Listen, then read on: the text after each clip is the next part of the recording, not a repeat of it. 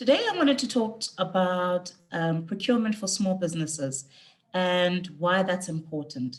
I think we all understand that as a small business owner, you are everything to the business. Not only are you running the business, but often you are the one that's the administrator in the business and really doing all of the thinking for how the business is going to be effective. So, what often happens is instead of the buying decision being front of mind, it tends to take the back seat. And I'm here to talk about why it's important for there to be a critical thinking about buying decisions and how, when done well, these can be a critical competitive advantage for a small business. Any small business thinking about doing procurement should select a procurement strategy. And what is that based on? That's based on the type of businesses that the type of business that is doing the buying decision and the market in which it operates. So if you understand your competitive landscape, then you will understand your place in the market. What do I mean by that? A small business that's in advertising and sales, as an example, understands where all the key players are in the marketplace, where their service offering is, the time it takes for them to get goods and services over to the small business, and how that has a direct impact on your competitive landscape. What you don't want to do ever is to jeopardize what your competitive or unique selling proposition is, because then that will leave your clients or your customers with a bad taste in their mouths. So it's important that you understand your competitive landscape, and as a result, when it is that you need to make buying decisions for critical items that you're buying, it wouldn't make sense to leave an important buying decision until last. I'll give a silly example. If you're selling ice cream and you sell ice cream out of a fancy cup, you don't wait until you've got 10 cups left in order for you to make the buying decision to get that right. The second item that's really important is identifying strong suppliers and nurturing them. So, again, what often happens with not having this being top of mind is that small businesses will tend to go and get onto the internet and look for suppliers. When you do that, you're not nurturing a relationship with a supplier. And so your business will also tend to be back of mind for them. If they don't know who you are, they're not going to prioritize your business or your needs. And should you have any emergencies, you cannot rely on a business. You often can't rely on a business that you found on the internet to come through for you. So it's important to nurture the decision. Once you have found one or two or three suppliers that sell the products or goods or services that you require, it's important to try and organize to meet them face to face, to introduce your business, for them to understand why their service or their good is critical to your business's value chain, so that when you're sending that request through, if there's an emergency, you remain top of mind for them, and they understand how their service or their lack of service can have an impact on you being able to run your own business. It's also important to develop metrics to manage your suppliers. So whether you are running procurement in your business or you have an administrator that's running that procurement, it's important to keep records of buying decisions and the impact they've had. So if, for instance, you are buying, I'll use cups again as an example. If you're buying cups on a monthly basis, you will understand that the organization you're buying from has made a buying promise for you. So if you're buying 100 cups, what commitment have they made to you about how long it'll take for them to get those cups through to you? You record that. And then the time it takes for you to get payment across to them, for them to notify you that payment has been received, the time it takes for them to dispatch the goods to you, and to let it know that your goods are in transit, the time it takes to receive your goods, all of those items need to be measured. And when the goods have been received, the check-in process to check that they have been received in good order, and that it is the number that you required. So the quality check, that forms part of the qualitative check. And then that the cost is exactly what you agreed upon, and that there are no latent costs that come at the end that you were perhaps not prepared for. It's important to keep a record so that when there is a slip from a supplier in terms of service, you know when that happened and which part of the chain was disturbed, so that you can offer feedback and that the service offering can then be rectified. So it's important to keep that, because you keep your supplier to a service level agreement, or ensure that they are delivering on what they have promised upon. So it's important, and this will be different for each business, that you select what your procurement strategy is. And this will often have to do with the type of business that you're running, where your suppliers are, whether you've got primary or secondary suppliers, which is something else that's important that I'll speak about a little bit later. And then what agreement you entered into with the supplier in order for you to make that buying decision. And that is important to have that on paper as well, so that if there is something that goes wrong in the delivery process, from you ordering to you getting what you've ordered, that you're able to then go back and give the feedback that's required. How do you procure as a small business? And here I've put some levers. Again, it's important that you think about customizing these for your business, but I think these are important overarching strategies that you can think about as you think about procuring for your business. Leverage technology. We live in a technological age, and it's difficult to do anything in the absence of technology. And in fact, I think that small businesses can use technology in order to have a positive influence on the reach of their business, two, the growth of their business, three, the service that their customers are receiving. So how is it that in your small environment, you are able to leverage technology?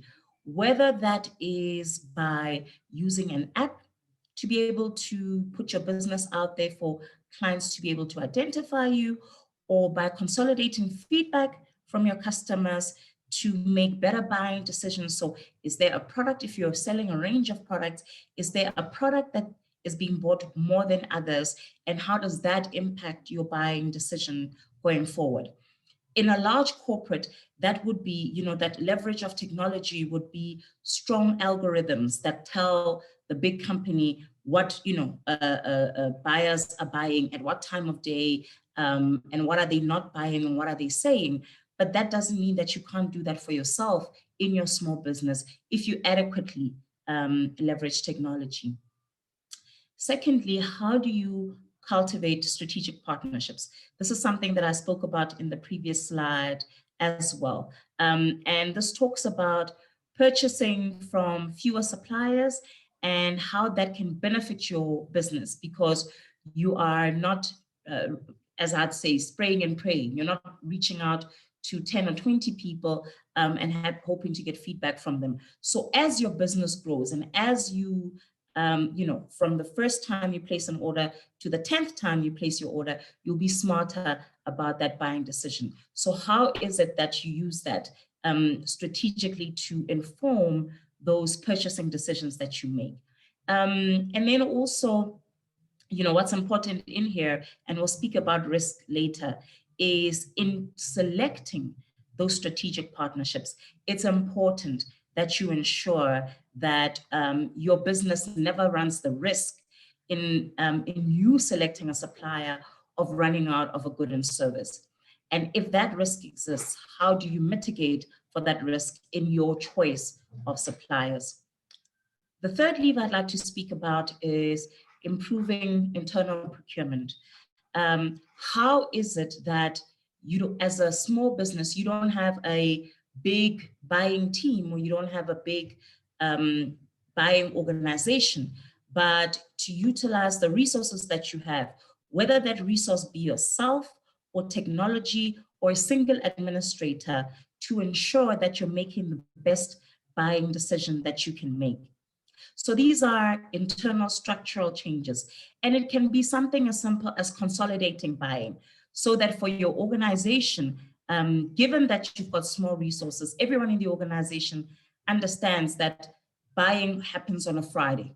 So all orders that are received come through from all of your divisions and Friday, if that's what you're going to do, and you've got a single resource who does all of your administration, they can consolidate all of their buying decisions to that one day, where the checking happens, all documentation required happens, and then you understand that you have fulfilled your buying for the next week or 2 weeks or month, depending on what your business requires. What I love in the small business environment is collaboration. I think all of us have been exposed to how well it can work and the benefits that can be enjoyed. Excuse me.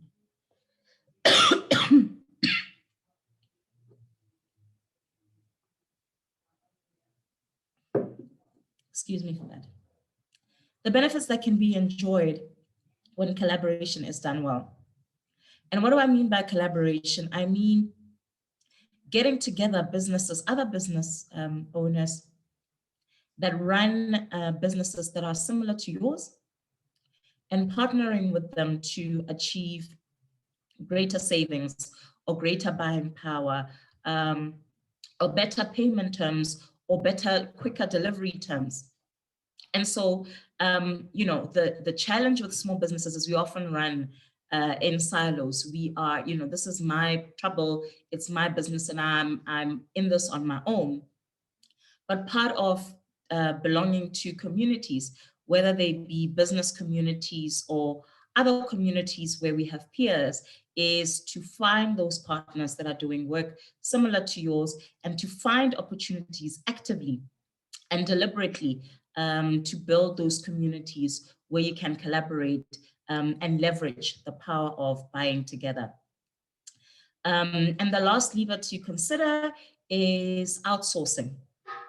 So consider the work of specialists, especially as your business becomes, grows, in size.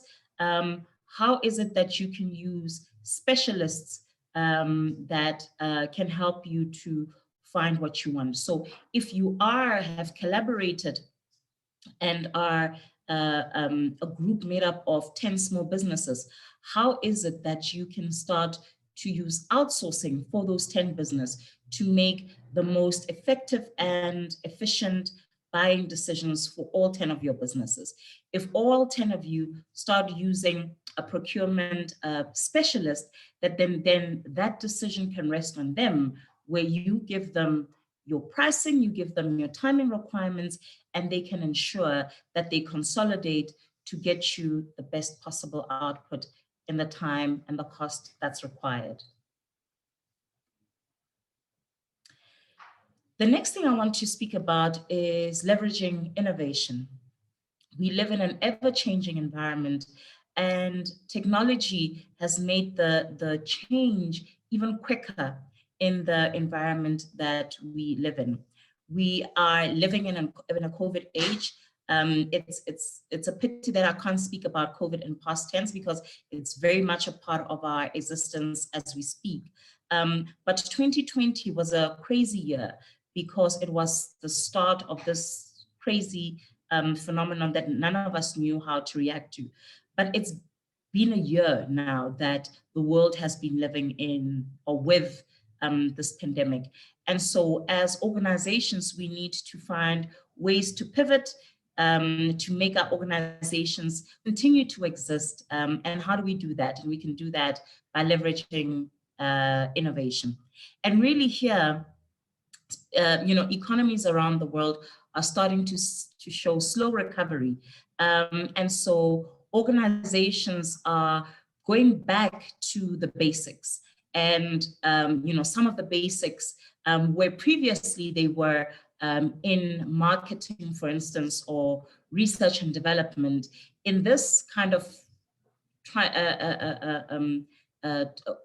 stage of our existence, living in a pandemic in this environment, more and more organizations are looking at how to leverage innovation for growth by using procurement. There's an organization that's put up a really, really great research. I'm going to put it up on the next slide. And it's Bearing Point. If you go and search for them on Google, you'll find their whole study where they talk about the procurement function and how to leverage innovation in this current environment to aid the maturity of the procurement function. So on the one hand, you've got the low, medium, high that speaks to the opportunities for procurement innovation. And on the other end, you've got emerging, established, advanced, and leading class in talking about the maturity of the procurement function.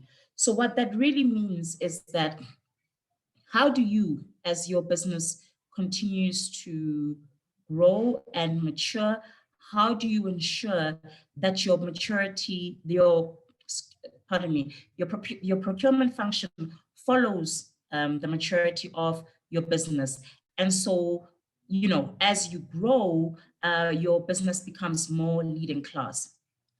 You cannot still be making the same buying decisions in year one that you're making in year three.